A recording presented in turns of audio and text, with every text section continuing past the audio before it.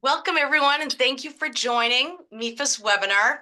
You've placed the deposit for college. Now what? So my name is Julie Shields Rutina, and I am the Director of College Planning, Education, and Training at MEFA. And for those of you who don't know MEFA, I'd like you to know that we are here for you. Our mission is to help families plan, save, and pay for college, and we do that in so many ways with all of the resources on our website and webinars on many topics. And this is a good one, I will say. And we have two terrific presenters here with us this evening.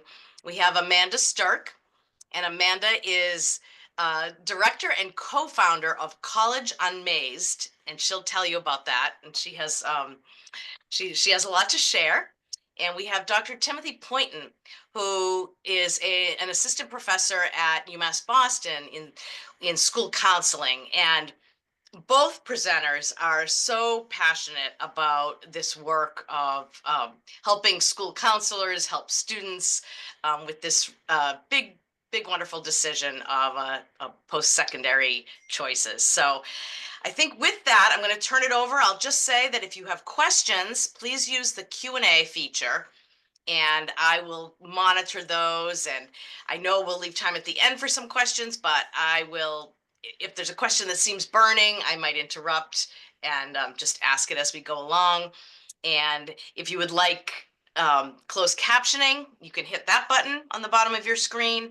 And if you have to leave, just know that we are recording this and we will be sending you the recording and the slides tomorrow. And so that can be for you, or if you know others, if you watch this and think, I want to share this, please feel free to share it widely. So with that, I will turn it over to you, Amanda and Tim. Great. Thank you. Thank you so much, Julie. Always love being a part of all the great work that you do here at MEFA. So we are really excited about this topic. We've hit May 1st, which means that for most of you that have seniors, that you have put your deposit down, you've sort of selected the school. What a lot of families don't understand is that there's a lot that needs to happen between now and that first day of school. So we are going to be talking about a topic that normally sort of doesn't get discussed. And I even believe Tim would say the same thing. Even in schools, we always get so busy at the end of the year and transcripts and graduation that we really don't have this kind of final conversation on what do we need to do to set up our student for success. So our topic this evening is you've placed the deposit for college. Now what? So let's first introduce ourselves. So Tim, why don't you go to the next slide? So as Julie said, my name is Dr. Amanda Stirk, and I am one of the founders and co-authors of College Unmazed. College Unmazed is a college and career readiness curriculum for parents and students and for schools. And so we, as Dr. Tim Poynton will say hello and describe himself, and Dr. Rich LePan, our third partner, we are practitioners, we are researchers, we are in the field, and we really just needed to find a way to provide good information to families on how to go through the entire high school to college process. So we all got together several years ago. We've been doing this now. We've been in all counseling for decades, but in terms of College Unmazed, we got together a few years ago and said, really, if we were to have a one-stop shop kind of curriculum or workbook, what would that be? And that's what College Unmazed is. So we are excited to be here. Tim, do you want to introduce yourself really quick? Sure. Hello, Tim Poynton. As Julie said, I am a counselor educator at University of Massachusetts, Boston. Former school counselor. I've been a counselor educator since 2005, worked at Suffolk University before transitioning to UMass Boston about 10 years ago. And as Amanda said, really what motivates this work is just the fact that there's a need for this and that a lot of students and families are going through the process with relatively little fact-based information. That's the short version. Um, so yeah, what we're here to talk about is the last step of the process, which even when I was working as a counselor and counselors that I knew, it was when we got to the end of the year and we got to this point, it was like, congratulations, you did it. And that was pretty much where we left things. And we know that students and families may need more. as they transition, to succeed in that transition. And we'll get into some of the what I think are some of the things that happen when you're not able to do that. So your being here is certainly a step in the right direction. We also have, I'll just talk about Dr. Rich Lepan is a professor emeritus, counselor educator at University of Massachusetts Amherst, the third co-author of the College Unmazed materials. Yes. All right. So under College Unmazed, one of the things that we did is we really got together and said, what were the critical steps that families needed to go through to make sure that they're making an informed college decision? And we really broke up. Yes, Julie. Can I just ask? I did have someone say the echo is bad, and I don't hear that, but I'm just going to ask people to just type it. It's good, all's great into the Q&A, or if there is an issue, let me know. But I think we're good. I think unfortunately it might be a one-off, but I just wanted to say that. So put something in the Q&A to just let us know if everything sounds good. Thanks, Great. Amanda. No, thank you, Julie. And we'll make sure to mute while one of us is talking. So perfect. Yes, Seems definitely. good. Okay, awesome. Thank you so much, everybody. Appreciate that. So under College Unmazed, what we really looked at are some distinct steps that families should go to really navigate the high school to college process. And we really have two main sections of the book. And one of the things that we really wanted to do was scaffold that critical information, including vocabulary and terminology and activities and things that you really need to do sort of step by step. So when you get to the end, to the decision-making process, that you feel confident that you have an outstanding college list that meets you and your family needs on many different levels. So we start off on 4 key factors that every student should build. We talk about your U factor. That's what makes you unique and who you are and how do you do that. We talk about your academic factor. So how do you use your high school academics to really build that sort of college plan? We look at your career factor, really deciding what are your interests and your values and your abilities and what type of major or career would fit you well. Because one of the things that I know Tim will talk about quite a bit is that we don't want students who go off to college and then just sort of kind of tread water and not really know their direction. We want them to come in focused and knowing what they need and how to get there.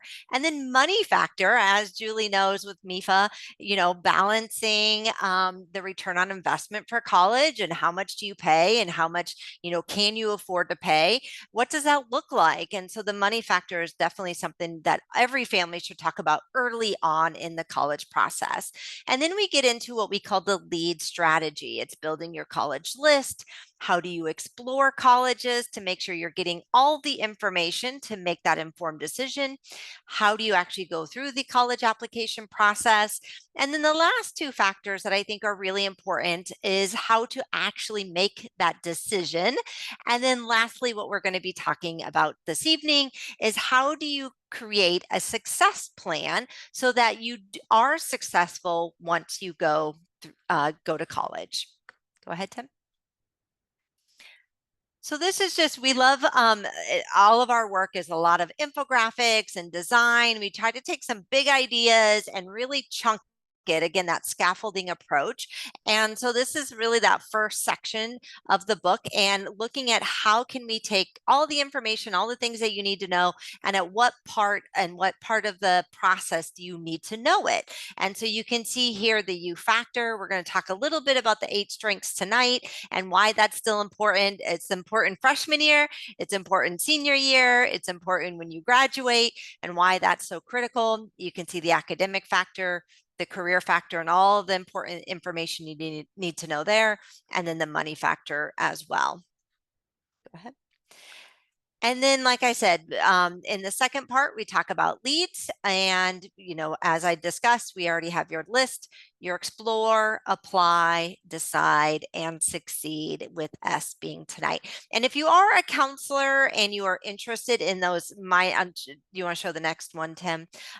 What we call the mind map We do have these as 18 by 24 posters. So if you are interested in a poster, they're absolutely free. We send them out to schools all over the nation every year. And it's a really great way that when you're talking to families, you can say, okay, under list, this is the information you should know, explore, apply, decide.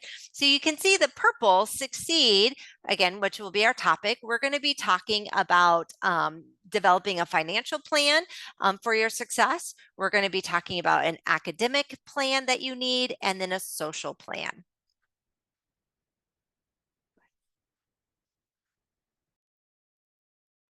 All right, so now just with that quick background, get into a little bit of the facts and figures about what happens for students. And I live in Clinton, Massachusetts, so this is data that you can get. I linked it down here, and we'll send this out as a PDF, as Julie said, tomorrow. We'll send out the slides tomorrow.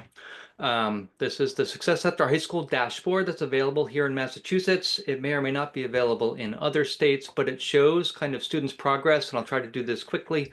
Students' progress from students being freshmen essentially in the graduation cohort. In this case, the latest data is from 2022. How many of them graduate within 5 years? And then we see the drop of about 20% or so that choose not to go to college. And then we're looking at here the students that enroll in college and the students that are persistently enrolled in college. And this is affected by the pandemic. So before the pandemic, nearly 40% of students got a degree within 6 years of high school graduation, so got a bachelor's degree. And only 40% made it even to the second year of college in 2021, just highlighting some of the impact that the pandemic had. So the pandemic, as you likely know, put pause on a lot of people's post-secondary plans. So here, basically what we're seeing is what we're trying to do is intervene here so that more students are showing up on a college campus. There's this term in enrollment management and in college access it's called summer melt. And that's students who have placed a deposit at a college who actually never show up on a college campus for a whole variety of reasons, right? So that's the first thing that we're trying to intervene with here with the success planning. And the second thing is to ensure that students make it into their second year of college. So when students don't graduate from a college, usually where they drop out or stop out is during that first year. So that's what we're trying to do here tonight with some explicit success planning. All right. Here's just really quickly some more facts and figures. It was actually really hard for me to find updated information on four-year graduation rates, nationwide four-year graduation rates, because what's reported is what's known as the 150% time to degree completion, which for a four-year degree is 6 years. I don't know how many of you have students that are planning to go to college full-time with a 6-year plan for graduation, but that's the way the outcome measures are reported at many colleges. And to the federal government. They do report their four-year graduation rates, which you can find, I highlighted here, at collegenavigator.gov. And this is on the bottom here, the graduation rates for students pursuing bachelor's degrees. This is actually UMass Amherst, so we're in Massachusetts. This is hosted by MEFA, which is a Massachusetts-based organization, so I chose to focus on that one. And you see their four-year graduation rate is about 77%, which for public colleges is actually pretty good. But you can also see it's for students who began in the fall of 2017 or so. That's the latest data that we have available. So they were affected by the pandemic, but the data is old, right? The data is a little bit old, and that's the nature of the beast, so to speak. The other thing I wanted to highlight here in this upper graph is that it does tend to be the case that private colleges tend to do a better job of getting students to graduate on time and overall graduate than public colleges do. And there's some reasons for that, I think, mostly due to resource strain that most public colleges experience, but obviously not all. So we see here UMass Amherst, again, relatively speaking, does pretty darn well, and yet they do well, and still 1 out of 4 students don't graduate within 4 years. Still some work to be done. All right. The other thing that we can look at here is and that I like to talk about, I mentioned it earlier, is the retention rate. And the retention rate is a technical term, so to speak, of the students who started a college that return as sophomores. So I like to think of the retention rate of a college as the freshman satisfaction score. And that freshman satisfaction score tells you how supported and satisfied the students were. And it works both ways. So it's how satisfied the students were with their experience. Did they get what they needed? And did the college actually have the support that the student needed, be that academic support, mental health support, etc. So.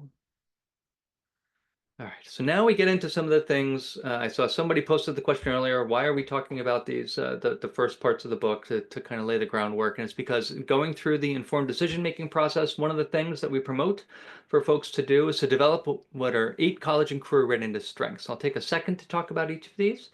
But these are strengths that hopefully now that the students have made the decisions and they're getting ready to go to college, these are the strengths that they can continue to draw on to succeed in college. So one of them is agency. Um, Agency is just basically having a direction, self-direction, and knowing where you want to go and having the strength or the will to actually be able to get there. I like to think of this as we have some students, and as a former school counselor, I know there were some students who had agency, and there were some students who were looking at college like 13th grade, where it was just another year where things were going to get taken care of for them, and they didn't have much personal stake, it seemed like. So you want to make sure that if your student is perhaps lacking a little bit in the agency department, you can find ways to help them start to take some ownership over the decisions and the actions that need to be taken over the next few months in particular. Having positive beliefs is just having self-confidence essentially in your own abilities, so that when obstacles present themselves, and they are very likely to present themselves, be that just challenges in a particular class, interpersonal challenges with roommates, things like that, that people have positive beliefs that they can draw on and they have some self-confidence. Um, being able to set effective goals. One of the things that I think is really critical to student success is this goal setting, because basically what college is setting a bunch of short-term goals to achieve longer-term goals. The short-term goals start with managing your time and your personal resources in a way so that you can succeed in your classes. And then you also have to set goals to take the classes in the right sequence so that you can make it from one year to the next in a timely manner. And ultimately that leads to graduating on time. So knowing a goal setting process, and if you haven't heard, the most common acronym is SMART. You can make SMART goals, SMART being specific, measurable, attainable, realistic, and timely. If you just Google that, you can learn more about SMART goals. But having SMART goals is a way to structure your goals so that you know when your goals have actually been accomplished. Because if you have a goal that you set that isn't measurable, for example, how are you going to know when you've actually achieved it, right? So, so knowing how to set effective goals is one of the 8 college and career readiness strengths. Knowing yourself, we're going to talk about this a little bit more. This is really on the career side of things. It's knowing how your interests, your values, and your abilities and your personality all come together to help you find a direction that works for you, a personal, educational and career direction that works for you. And we will talk about that a little bit more here a little bit later in the presentation. Becoming a successful student. So if the student was admitted to college, they probably already got some of these characteristics of successful students. They got some academic skills. They just need to continue and find a way to extend those skills into the college environment. Character for workplace success is really the interpersonal side of things, getting along with others. You'll see this come to light in a college setting in group projects, for example. On the academic side, and then as mentioned earlier, on the personal side, just living. If the student is not commuting and they're living on campus, then they're going to have some more opportunities to display and develop some of their workplace success skills, which is the interpersonal and communication skills. College knowledge. This is really important to me. I haven't shared. I'll give you the short version. Well, I won't give you the short version, but I'll give you the short version of my research. And that's that basically I did a survey. I developed a test of college knowledge and administered it to several hundred students, mostly in Massachusetts, but at 2 other high schools outside of Massachusetts, and found that the average score on that college knowledge assessment was 50, 50 out of 100. So it had questions on it like, what's the difference between a subsidized and an unsubsidized loan? What's the difference between a semester system and a quarter system? How many hours a week do you spend in class in college compared to high school, right? It had just basic college, what I consider basic college knowledge questions that a lot of students didn't know. So continuing to build college knowledge over the next few months as needed. Orientation can help a great deal with this. Will be helpful. And then finally, the College Support Network. So College Support Network should be a group of people, including you as parents, who can really help and support that student. Includes their counselors. to see if their counselors are still available. Oftentimes, high school counselors that you've been working with are receptive to hearing from their graduates when support is needed. So thinking about who's in the Students College Support Network and making sure that the student knows how to access their college support network is going to be really important to succeed in that transition. So that's the 8 college and career readiness strengths. And again, we will be sending this presentation out tomorrow, so don't need to take notes. Now I'll kick it back to Amanda. Great. Thank you. So getting into Succeed, as we said, it's really important that families have clear dialogue as this process is going on. And if you haven't, sometimes a student, I have a senior right now. She actually just called me right before the orientation or right before this presentation, and she's up at orientation. And, how do I get in the hotel? What do I do? Like, there's questions, and we've been answering a lot of these questions as we go. Tim has a freshman in college, and these things are really important to us. But what's more important is that the student and the parents are having these discussions.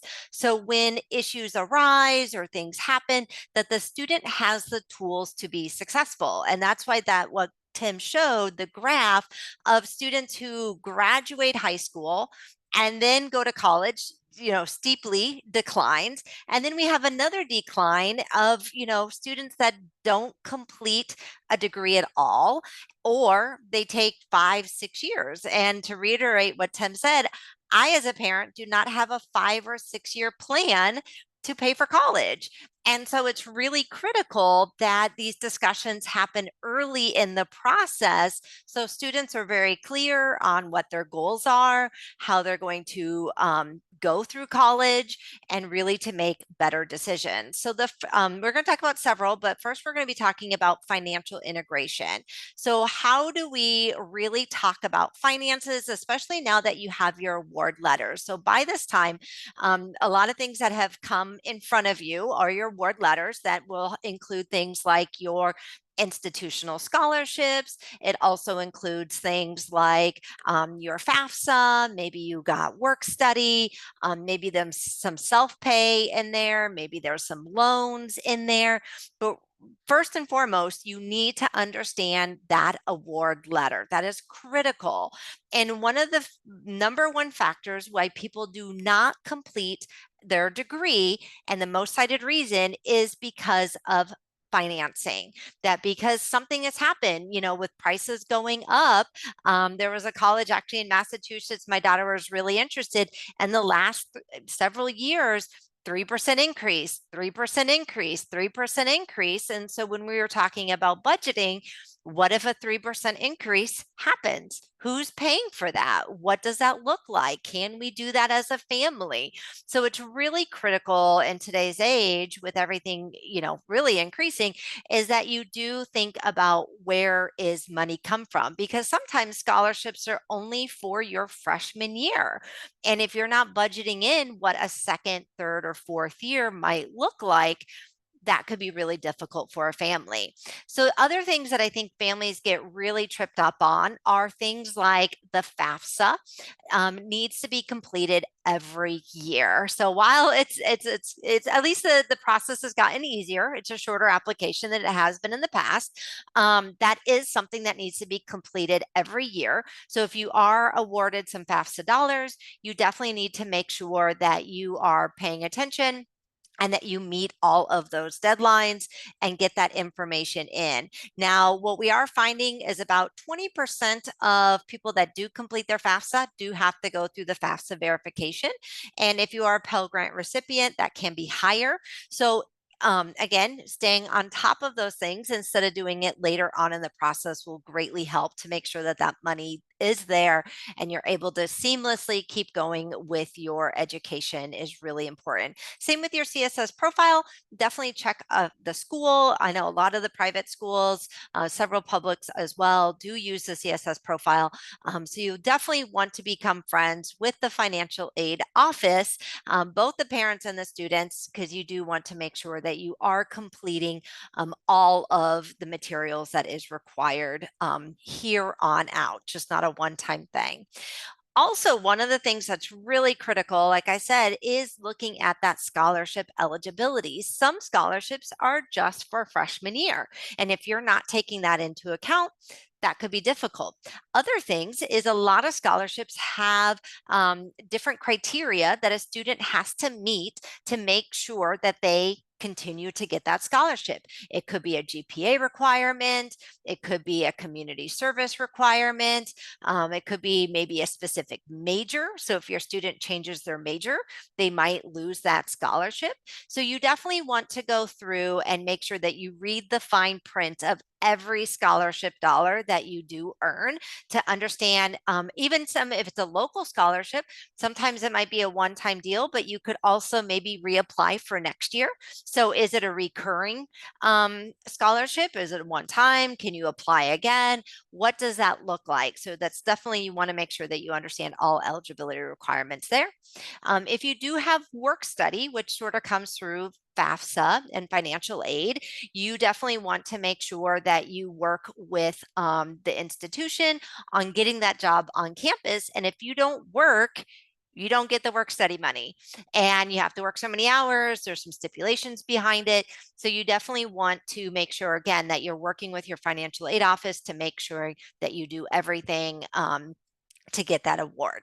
And don't forget that this is budgeting for 4 years, hopefully not 5 or 6, right? But just, a lot of families are thinking about next year only, but really you need to look at your budget as a 4-year process. And so really making sure that if rates do go up or things change, or if parents move out of state or whatever that looks like, that you are really paying attention to. I know my daughter was really excited and she's like, I want to go do a summer study abroad opportunity, which is fantastic. But one of the things that we budgeted for was for her to work during the summer. So if she goes off and does study abroad over the summer, and that's a cost, and she's not working, that's going to decrease some of the budgeting options that she has. So those are things to be thinking about, and be very clear between student and parent what those expectations are and who's in charge of what. So really critical. One thing to consider, I know, Tim, this was one that you really included as Tim was looking at with his daughter last year, and myself included, looking at how can we reduce some of the costs to go to college. And one of the things that I live in Florida that we noticed was auto insurance. My daughter is not going to be taking a car. And so really looking at, if she's not around, can we remove her from auto insurance? And I know, Tim, you found that if a college is more than 120 miles away, that you could actually drop your student from auto insurance.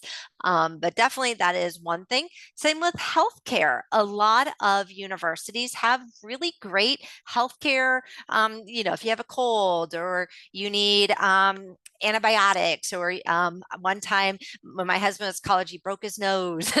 There's things that happen, and they have a great clinic and doctors and nurses right there on the university. And a lot of times those fees are embedded into your sort of institutional fees that you pay.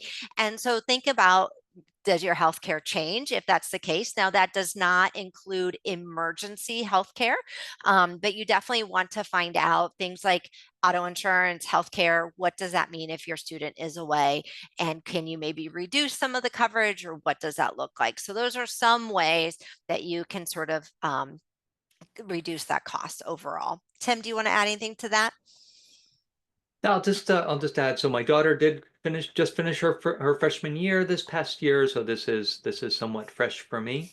The financial aid award letter that we got, the first page had all the numbers, and then there were 8 pages of definitions for all the different scholarship options. And even though I do this work and I feel like I'm pretty informed about this kind of thing, I still had to contact the financial aid office to clarify that these were scholarships that were going to be renewed as long as she meant. And something we didn't talk about here is what's known in the financial aid world, I believe, and Julie, correct me if I'm wrong, satisfactory academic progress, it's called. Every institution defines satisfactory academic progress a little bit differently, but generally speaking, it's you need to be passing, and you need to be taking the equivalent of a full-time course load to maintain your full federal scholarship eligibility. So just keep that in mind. And about the health center stuff, it was confusing for me. Again, I feel like I'm informed about this, and it was still somewhat confusing. So um, I was getting different answers from different people, which was a little unsettling. But at the end, we were able to work it out, and my daughter was healthy all year. So good outcomes all around. You'll see And this watching QR those code. fees, Oh, yep, sorry, this QR code at the go ahead. bottom is we're going to talk about. We'll show you a planning worksheet that you can download. It's just this QR code is going to keep popping up to a Google Doc that you can make a copy of if you'd like. So I just wanted to point that out. Sorry to cut you off, Amanda. No, I said that's great. And, I think one of the things I was going to say was there are a lot of fees on that award letter. They sort of lump sum them all together, and really asking questions of the financial aid office is really critical. Is it a fee that you really have to pay, or they want everyone to pay it? What does that look like? So really making sure that you understand what you are paying for and what they're using, and things like that is going to be really critical. Room and board, those things, you really need to ask some questions and make sure you know. Go ahead. So here's an example, as Tim said, when that QR code comes up, it's just a nice little sheet that we have within the book, but you can use it as a way to kind of really think through each of these three key areas. And this is just an example that our book is all around case studies. So we really give an example of a student going through the process, and then what are some of the questions that student might have that pertains to them.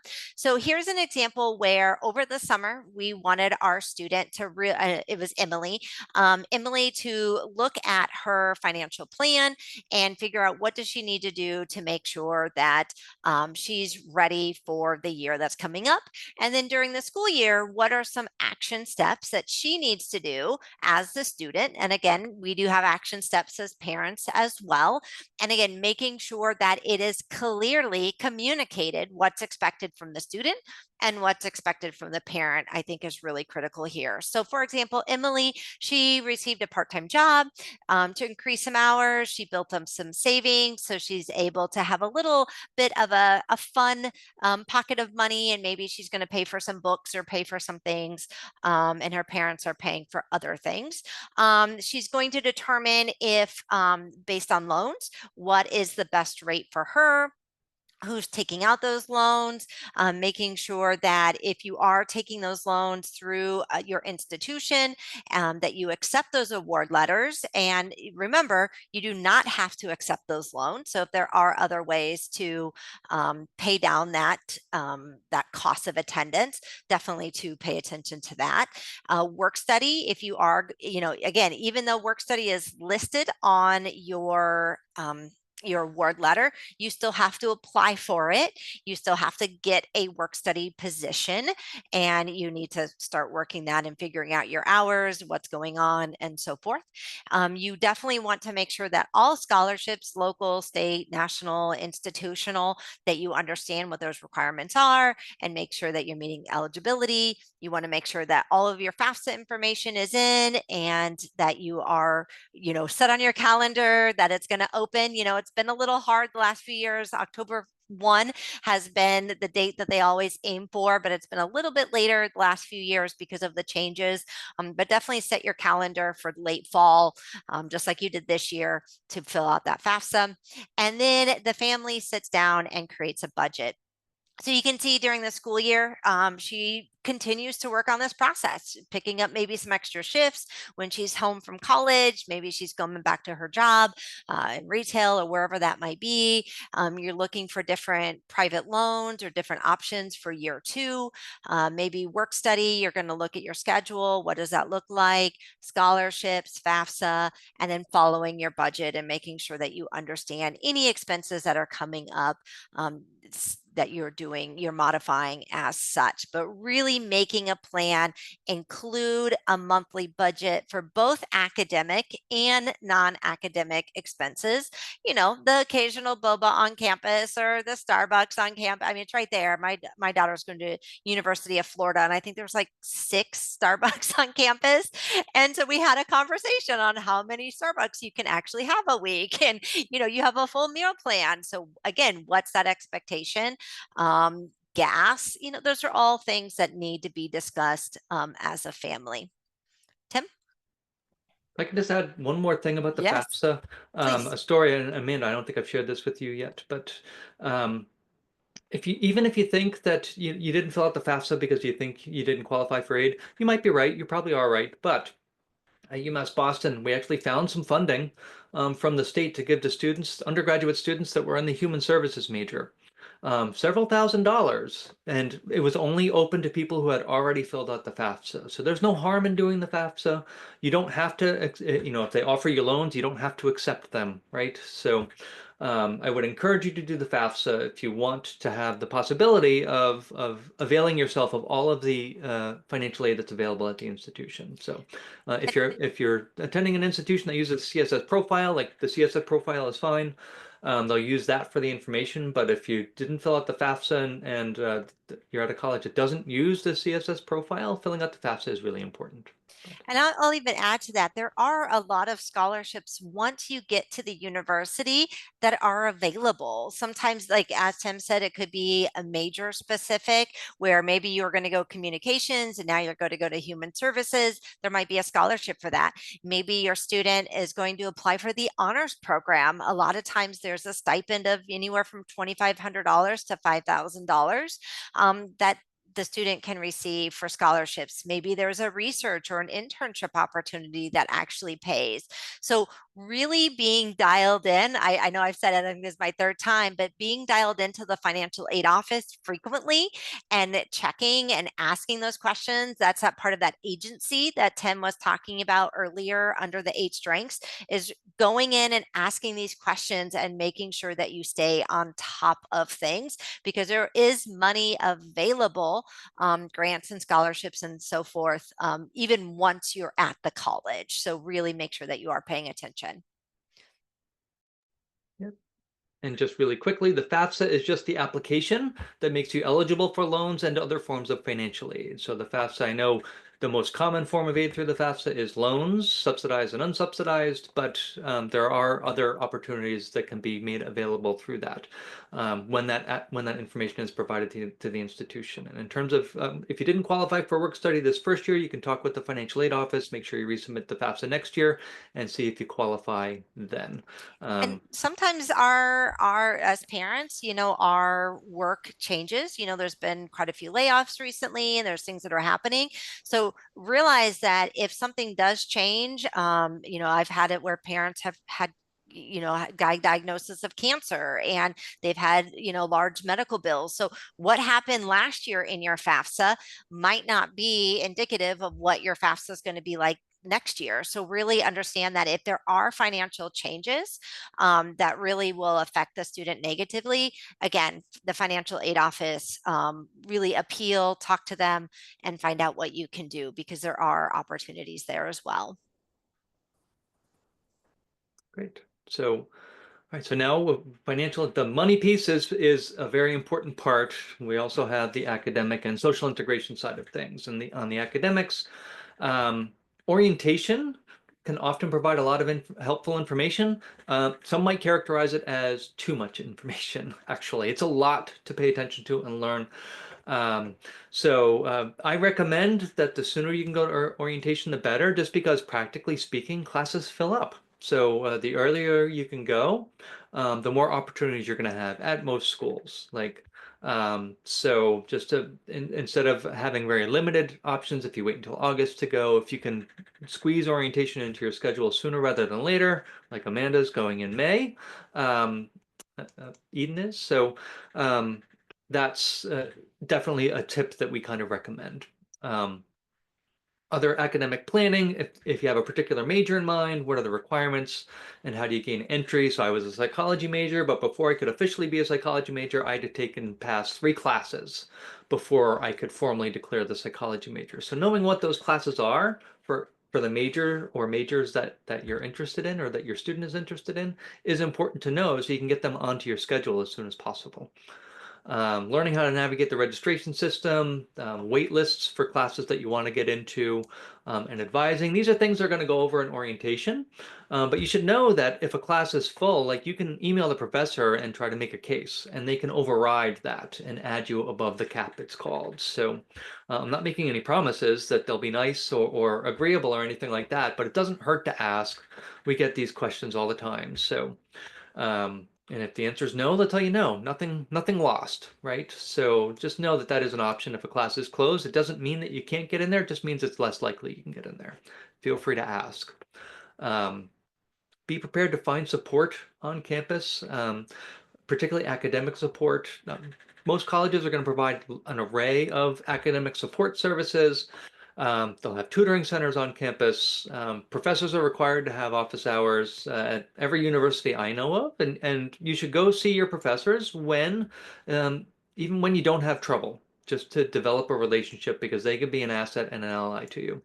I know it's always easier to work with a student who you know than it is to have a student who comes in when they're already kind of in trouble. It just makes things much more harder, much more difficult, I should say. So just be prepared to get support and be prepared to struggle a little bit as a student because it's part of the process. It's very different than high school. The short version is that in high school you're in class what 25 to 30 hours a week, right? And people are telling you what to do and when to do it. And in college, particularly at a lot of the first year classes, they don't even take attendance. Like nobody's going to call you if you don't show up to class. So you have to have this level of responsibility that you've never had before. And some students struggle with that. So finding the supports for that you need, be that interpersonal supports, uh, you know, communicating with parents, etc. So the self-management, which is the last bullet on this slide, the self-management strategies are key. Thinking about what the self-management strategies are and how self-management has happened in the past can help you succeed in the transition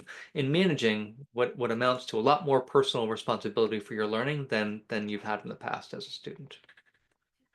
And I'm gonna, oh, go Oh ahead. yeah, go ahead. Go ahead. I was going to add to you were talking about your courses. If you have not yet, whatever major you're going to be, whether it's engineering, communication, marketing, game design, whatever, now is the time to go to your college's college catalog and actually look up your major and what their requirements. I cannot tell you how many students I have worked with that's like, oh, I'm going to go pre-med, I'm going to go engineering, or I'm going to go do this. And they're like, oh, I need differential equations, calculus, calc 3. I don't like math. Look at the entire degree plan and really look at, am I going to commit? Remember, we want you to graduate with a degree. We don't want you dropping out. We don't want you getting frustrated. We want you to be successful. And so looking at those course catalog, or that kind of, it will break down like semester 1 we suggest this, semester 2 we suggest this, and your advisor can do that. But look at the 4-year plan and say, does this really match me or does it not? So that's a really good thing this summer, that spend a lot of time in that and understanding, do I want to do these classes? Do they really sound that interesting to me? So just want to include that because I think that's a common thing that students do not pay attention to, is the courses that they're taking and what does that look like. Thank you. Just I'm going to try and speed things along to make sure that we have some time for questions at the end, if that's all right. But applying for transfer credit as needed if you have AP or dual enrollment or early college classes, just check the policies and bring the information that you might need to orientation to try to get that taken care of if it's not taken care of already. And you might choose to, depending on what your major is, decide that even though my daughter got a 4 on the AP computer science exam, she wanted to take computer science again because that was her major, essentially, was computer science. So she wanted to make sure that she had that basic knowledge down pat, even though she could have skipped that class and gone to the next level. So, and I think it was actually the right move for her. So for students with a 504 or an IEP, just know that things are very different at the college level. Self-advocacy is a big part of getting accommodations at the college level, which is very different than how it's done K-12. So We could do a whole webinar on that, but we're just going to leave it at that. Contact your school counselor and contact the accessibility services office. It's called different things in different places. Sometimes it's accessibility services, sometimes it's called disability services. Sometimes it's part of the diversity, equity, inclusion office. So just find out where and how to qualify for accommodations at the college. And then remember that the student actually needs to, even when they qualify for the accommodations, they need to advocate for getting the accommodations in each and every class, essentially, when they're needed. So it's a very different approach in college than it is in K to 12.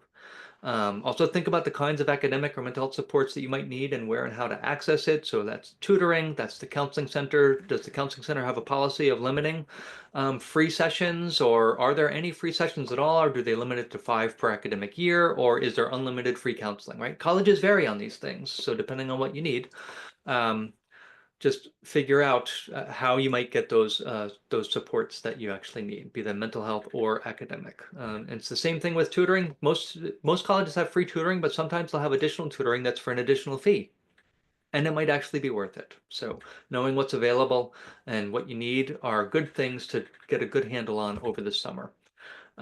We'll talk about here in just a minute. Be prepared to change your mind about your major. I'll give you the facts here quickly. 1 in 3 students who formally declare their major change their major after formally declaring their first major. 1 in 3. I've seen statistics reported that about 80% of students change their major. Okay, so you should expect, if you're the student, you should expect to change your major, or be open to the idea of changing your major if you feel like that's where you want to go. You're not stuck in your major. And as a parent, don't think that it's your child is failing if they're exploring different things, because the fact is they're learning about themselves as they're going through their college classes and figuring out what fits them and what doesn't. To me, it's career exploration is part of the process here, and changing majors is part of the process. We'll talk about that more here in just a second. And then finally, finding clubs and activities that can help you explore and solidify your major interest or your career interest. If there's service learning activities that you're able to do, if there's things that you're able to do over the summer. I had my daughter do a summer camp in computer science the year before she went into college, just to make sure that that was the direction she wanted to go in, because she's creative. And she did like to code, but I wanted her to do a little bit more coding than she got in high school. So think of things that you might do this summer that are really going to clarify and solidify those academic interests. And here is, again, I'll try to give you the short version. So I teach college counseling and career counseling is most of what I teach future school counselors at in my work at UMass Boston. And what all of the career theories basically say, that effective career decisions happen at the intersection of knowledge of yourself and knowledge of the world of work, right? So that's where these informed career decisions can happen. Most high school students don't know too much about the world of work, and they don't know too much about themselves, which is why they end up changing their major when they get on a college campus, right? They learn more about themselves in relation to the world of work, and they realize, like, oh, like being, as Amanda was saying, like, oh, like if I'm going to be a computer science major, I'm going to need differential equations. Like, that's not me. That's my daughter's shoes, actually. She is working her way through it with the supports that she needs to be able to do that, and she's done well enough so far. So just be prepared for this career exploration to keep happening for the first year, or maybe even into the sophomore year. But you got to try to put in place the experiences that are going to help figure out the direction for a major. If that's engineering, like whatever the major is, try to do things that are going to help you see yourself in that job, be it the introduction to engineering class, or the introduction to mechanical engineering, or introduction to computer science, or psychology, whatever the field is. Try to get into some of those major classes sooner rather than later, so you can make sure that they fit you like you think they do. And there are also, the short version here, every college has a career center on campus, right? At least every college I know of. So those career counselors are there to help students make these kinds of decisions. So are their academic advisors. So use them as a resource. As students are going through, take advantage of those free resources that are available. Do you have anything to add to that, Amanda?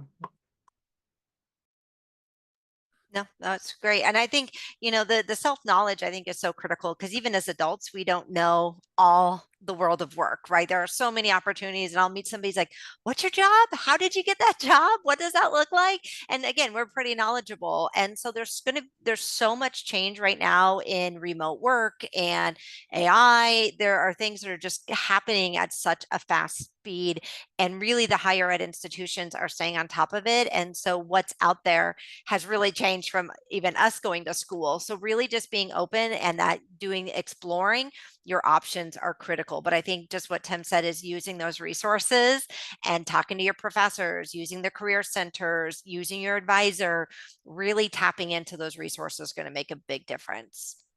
Great point. Yep. And here is just really quickly Emily's academic plan, the case study. Just going through, I don't want to spend too much time on this. This is just an example academic plan. Getting in touch with the psychology club, like they have that club on campus that gets you connected with other students.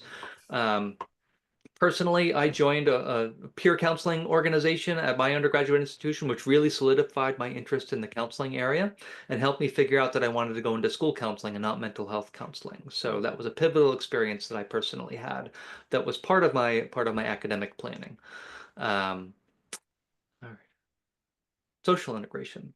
Yeah, so social. So as we know, I mean, college can be a fantastic time to really find out more about yourself, and really making sure that you are connected is key, because there are a lot of times that for some students it can be very overwhelming, especially if you're going to a really large campus, you know. So there are some schools that are anywhere from 40, 50, 60,000 students, and that can be very overwhelming. And so really having a social integration plan is critical, because I think there really is kind of the gamut of the students that it's really hard. Maybe they're a little more introverted and it's kind of hard when you're on a bigger campus to get involved. And then you have the extroverts that might take on too much activities and they get overwhelmed themselves very quickly and they get too much in the socialization. So really finding that balance that you are as successful as you possibly can. So when you're thinking about your high school experience, how do you as a student, or how does your student actually navigate some of those social situations, and what happens? Does that fill you up? Does that sort of drain you a little bit? Because now when a student goes off to college, they're going to have to self-manage that a lot more than they did when they were in high school, because as Tim said, that's a very structured environment. College is a very open kind of structure, right? So even things thinking about picking your roommate, right? Making sure that it's a nice match, that if they're a night owl and you like to get up early, what does that look like for you? Especially when you're in a 12 by 12 room and you don't have much room and they're watching TV until 2 in the morning and you have an 8 o'clock class. So that's really important. And I know, Tim, you had a daughter who they left, right? The roommate left after in the middle of this first semester. Then what happens, right? So those are things that you have to pay attention to. Preparing to live with strangers, you know, even though I don't know about your daughter's room, but my daughter's room, you know, we talked about staying neat and keeping clean, and what does that look like when somebody else is sharing a room, and preparing for who's bringing, you know, what materials, and how are you going to effectively and efficiently live within a small space. What about participating in campus life and activities? You know, you definitely want to, as you're building your academic side, you want to build that resume side. So getting involved, getting connected, exploring who you are is going to be really critical. So what happens when you want to take a break from your academics? Are you going to be in the library? Do you want quiet spaces? Do you want more the union and a little bit noisier? Finding your space and making sure that that sort of it will help you. And then how do you prepare for challenges? We've talked about this already. Your college support network, really making sure, because a lot of students will go into college thinking, oh, I've done all this work, even if they were successful in high school, that I should be successful in college. And so they don't ask for help. And that's why building these plans are so critical. And so they'll call you. And you know, one of my good friends, her daughter called first semester, and was in tears and about ready to leave the campus where she was at. And she wasn't prepared for that, because they had done all this prep and they thought she was so successful, and they had to take a step back and look at what she started seeing a counselor on campus. She scaled back. She was an athlete, and that ended up being just too much for her. So she scaled back and reprioritized some of her things. So be prepared, parents and students, that what you think your college experience might look like might not be it. And that's okay. As long as you're staying successful and you're connecting to the resources, and especially that support system is really critical. If you are commuting, definitely think about, really, you have to be even more proactive, because you're kind of come into classes and then you leave. So really being sure that you understand what events are going on, how can you connect with people a little bit differently, and you just have to be a little bit more cognizant, and be more sort of apt to jump in and do things versus, hey, I'll just drive and drive and be home. And then you definitely want to navigate competing interests. So some of you do have to work, and, working 30, 40 hours and trying to do schoolwork, that doesn't leave a lot of time for sort of that social time. So really thinking about, where's my time being spent? What type of experience do I want? What does that look like? And again, making sure you're successful. And then just making sure that you connect with the social events. Usually at the beginning of every semester, they have a big club fair where all the clubs get in a big room, and you go out and you can go talk to everybody and see what's available. And you'll see posters up on campus, the crochet club or the environmental science club or the beekeeping club. That's one my daughter wanted to join, was the beekeeping club. And so those are things that, again, what will work for you, whether it's major, whether it's interest, and making sure that you get connected. Yes, Julie. Oh, no, I'm just popping back in. Okay. There is a question, but I'll let you finish. And Okay, great. So here's just an example again of a social plan for our student Emily, really being mindful and thinking through it, looking at the social activities that are going on. Our student in particular was going to join a soccer club, and that was a way that she could stay healthy and kind of help her mental health. And so she didn't want to play competitively, like in terms of play for the college, but she wanted to play club sports to keep her involved. Making sure the residency hall, usually there's tons of fun things going on. So how do you connect with your RA, and what does that look like? And then also really making sure students and parents that you're continuing to engage with each other, not just through text and calls, but when it's parent weekend, go up, visit, and really making an experience for the entire family is really important. So just again, thinking through that process so it doesn't get overwhelming and it becomes an added bonus of going to college. Go ahead, Tim.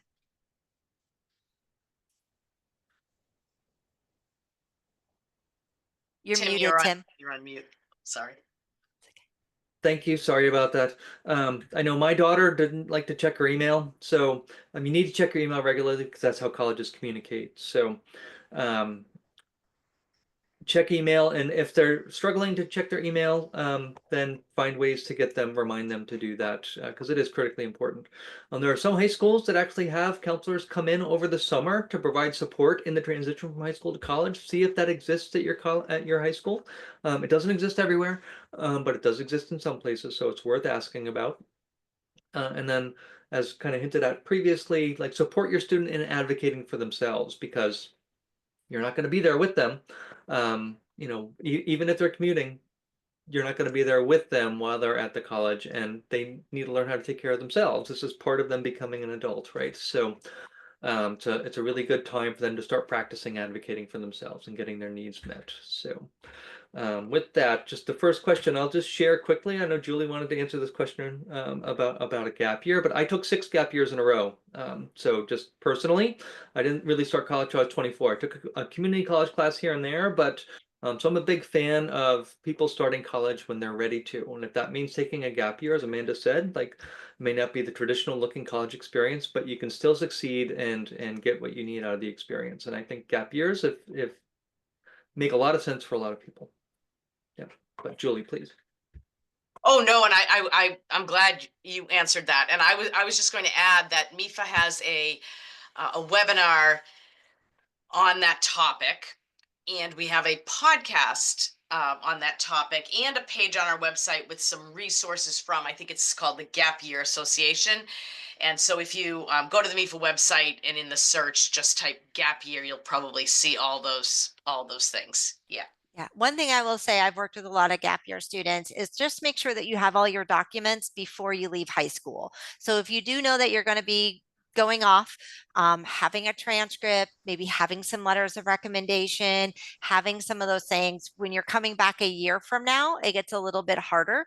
So if you are planning, be mindful, but then also, if you can get some of those documents ahead of time, that will make your process a lot easier in a year when you're ready. If you are looking at maybe a 4-year kind of traditional versus like a community college or so forth, but just pay attention. I know I've had a lot of counselors leave or things happen, and it's hard. So just if you can get something this year and just have that in your kind of bank of resources, that will be really, really helpful if you are going to be taking a gap year. That's my one suggestion.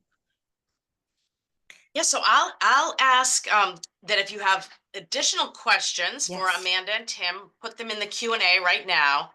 And in the meantime, I will just answer one question and give you a couple of resources. There was a question about loans and researching private loans. And so I'm just going to share that if you just go to mefa.org/events on our website, that we have 2 webinars on comparing college loan options, June 5th and July 8th. And we actually have a hotline where you can come and get one-on-one help. You can always get one-on-one help, but this night you can, with others, just join and get one-on-one help. And it's called a hotline, where we can sort of talk with you about your specific situation, about paying the college bill, and help you through that. And the question was about applying for alternative loans, and if you apply for them in a short period of time, all together, then that's fewer hits on your credit score. So if you apply for a number of mortgages all at once, or a number of car loans all at once, or educational loans, as long as you do it in a let's just even say a 2-week time period, then you don't get all of those hits on your credit, and that allows you to explore a lot of different options for yourself. So that was the specific question, and then a lot more you can learn at some of those webinars I mentioned. And let's see, I think we do have some questions. There was the FAFSA deadline's June 30th for this year, right? For this academic year. I answered that question in the chat. Yes, but, yes. These are all financial aid questions, which Julie is best equipped to handle. Let's see. Okay. So this is a very specific question about, do you need a social security number to apply for a MEFA loan? And I believe so, but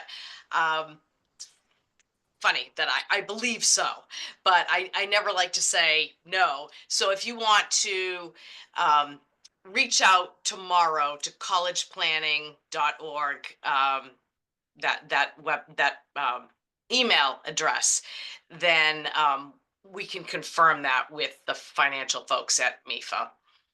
And then this is another question with the same question. So 2 questions. So I believe you do need a social security number, but why don't you write to us at collegeplanning@mefa.org, and we can confirm that tomorrow. Thanks.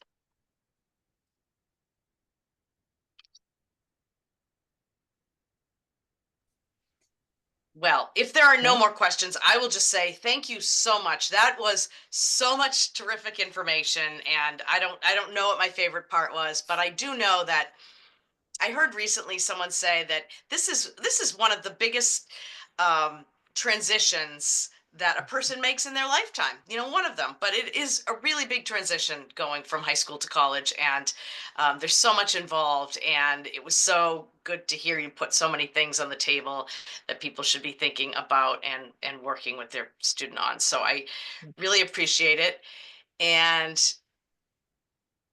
I am going to.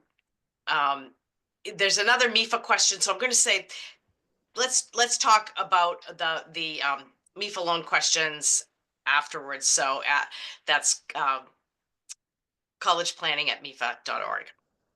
Thanks. And with that, I hope everyone has a wonderful night. Thank you, Thank you. Julie, as always. Take care, Thanks so everybody. Good luck. much. Thank you. Bye-bye.